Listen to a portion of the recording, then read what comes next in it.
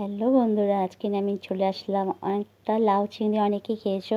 তো আজকে আমি লাউ, তার সাথে গাজর, তার সাথে একটু আলু, তো সব দিয়ে আজকে আমি এগ দিয়ে চিংড়ি মাছ দিয়ে করব। আর এখানে বেগুন কেটে নিয়েছি, সর্ষে বেগুন করব, শুধু শুধু বেগুন দিয়ে শস্য। এখানে শস্যটা মানে গুঁড়োটা আমি একটু জলে ভিজিয়ে রেখে দিয়েছি। তো এখানে পেঁয়াজ কেটে নিয়েছি, কাঁচা লঙ্কা নিয়ে নিয়েছি। তো এখানে দেখতে পাচ্ছ চিংড়ি মাছ আমার ভাজা হয়ে গেছে। আর এখানে আমি ক্যাপসিকাম কেটে নিয়েছি, আর একটুখানি দু টুকরো মতন রসুন দিয়েছিলাম। এখানে ভাতটা হয়ে গেছে আমার, আর পেঁয়াজটা আমি ভেজে নিচ্ছি। তো আমি কাঁচা লঙ্কা দুটো দিয়ে দিলাম, একটু ক্যাপসিকাম দিয়ে দিলাম। তো আস্তে আস্তে আমি এগুলোকে ভেজে নেবো একটুখানি। এর উপরে আমি সব আলু টুকরো, গাজর টুকরো সবগুলো দিয়ে ভালো করে ফ্রাই করে নিচ্ছি। তো এগুলো ভাজা হয়ে গেলে একটুখানি আমি নুন দিয়ে দিলাম। তো নুন দেওয়ার পর এবারে আমি আস্তে আস্তে করে একটুখানি একটু জিরের গুঁড়ো দিয়েছি, একটুখানি কালারের জন্য একটুখানি লঙ্কা গুঁড়ো দিয়েছি, যেটা কালার হয়। আর এখন আমি লাউটা দিয়ে দিচ্ছি। লাউটা কেটে রেখে দিয়েছিলাম কুচি কুচি করে।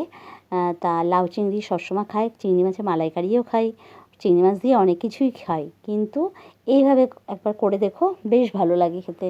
সব রকম যদি এরকম গাজর আলু সব দিয়ে যদি করা যায়, খুব ভালো লাগে। তো আমি চিংড়ি মাছটা ঢেলে দিলাম। তো আমি এটা খুব একটা করবো না, ঝোল করবো না। আর এদিকে আমি আর একটা কড়াইতে পেঁয়াজ দিয়ে দিয়েছি, যেহেতু আমি এখান তো এটা ফুটছে, আমি ওই কড়াইতে আমি বেগুনটা করে নেব। যেহেতু বেগুনটা আমি এখন দিয়ে দিচ্ছি, তো বেগুনটা ভাজবো একটুখানি।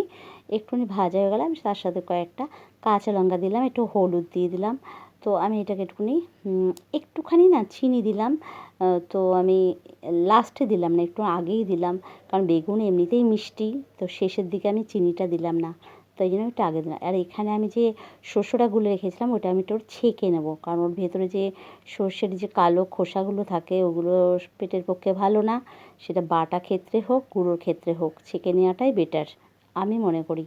তো দেখতেই পাচ্ছ কতগুলো খোসা, আমি এগুলো ফেলে দেবো, এগুলো কিন্তু আমি ইউজ করবো না, কারণ এগুলো খাবো না। আর এদিকে দেখতেই পাচ্ছ আমার বেগুনটা অনেকটা হয়ে গেছে, তো আমি দিয়ে দিলাম। এবারে এদিকে আমার কিন্তু লাউ চিংড়িটা অনেকটা হয়ে গেছে। তো গাজরটা ভালো করে আমি দেখলাম যে বেশ বেশ ভালো করে নরম হয়ে গেছে, লাউটাও বেশ নরম হয়ে গেছে। তো দেখতেই পাচ্ছ ফাইনালি আমার হয়ে গেছে বেগুনটা, কত সুন্দর কালারটা হয়েছে দেখো। আর খেতে কিন্তু খুব ভালো হয়েছিল। তো এইটা হচ্ছে আমার চিংড়ি গাজরের। তো এটা খেতে খুব সুন্দর সুস্বাদু হয়েছিল।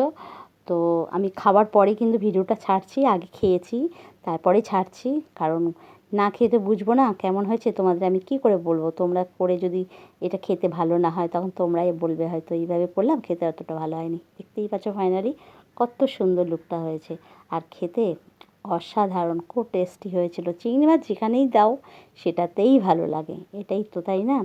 তো আজকের মতন আসি, টাটা, সবাই ভালো থেকো, সুস্থ থেকো।